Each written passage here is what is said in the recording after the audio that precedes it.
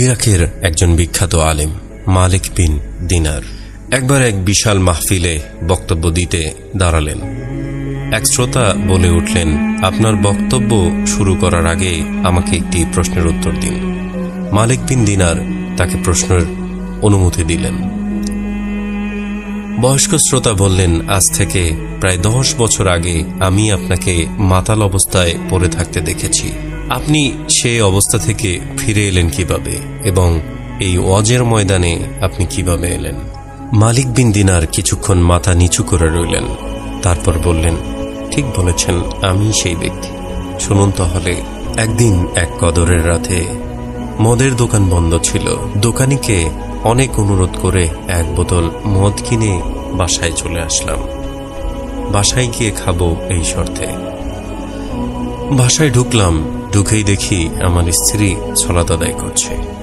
আমি আমার ঘরে চলে গেলাম এবং বোতলটা টেবিলে রাখলাম। আমার 3 বছরের শিশু মেয়েটা দৌড়ে এলো।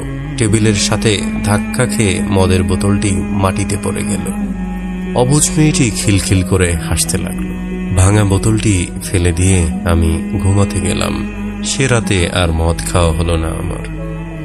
পরের বছর আবার লাইলাতুল কদর এলো। আমি আবার মদ নিয়ে বাড়ি এলাম। বোতলটা টেবিলে রাখলাম। হঠাৎ বোতলটার দিকে তাকাতেই কান্নায় বুক ফেটে গেল। 3 মাস আগে আমার শিশু কন্যাটি মারা গিয়েছে। বোতলটি বাইরে ফেলে দিয়ে ঘুমিয়ে পড়লাম। স্বপ্নে দেখেছি এক বিরাট সাপ আমাকে তাড়া করছে। এত বড় সাপ আমি জীবনে কখনোই দেখিনি। আমি ভয়ে দৌড়াচ্ছি। এমন সময় এক দুর্বল বৃদ্ধকে দেখলাম। বৃদ্ধ আমাকে বলল, আমি খুব দুর্বল এবং ক্ষুধার্ত। এই সাপের সাথে আমি পারবো না। তুমি ওই পাহাড়ের ডান দিকে উঠে যাও। পাহাড়ে গিয়ে দেখি দাউ দাউ আগুন জ্বলছে আর আমার পিছনে এগিয়ে আসছে সেই সাপ। বৃদ্ধের কথা মতো ডান দিকে ছুটে গেলাম। দেখলাম সুন্দর একটা বাগান। বাচ্চারা খেলছে। গেটে দারোয়ান দাঁড়িয়ে আছে। দারোয়ান আমাকে বলল, বাচ্চারা দেখো তো এই লোকটিকে, একে সাপটি খেয়ে ফেলবে, নয়তো আগুনে ফেলে দিবে। দারোয়ানের কথায় বাচ্চারা ছুটে এলো। তার মাঝে আমার মেয়েটাও ছিল।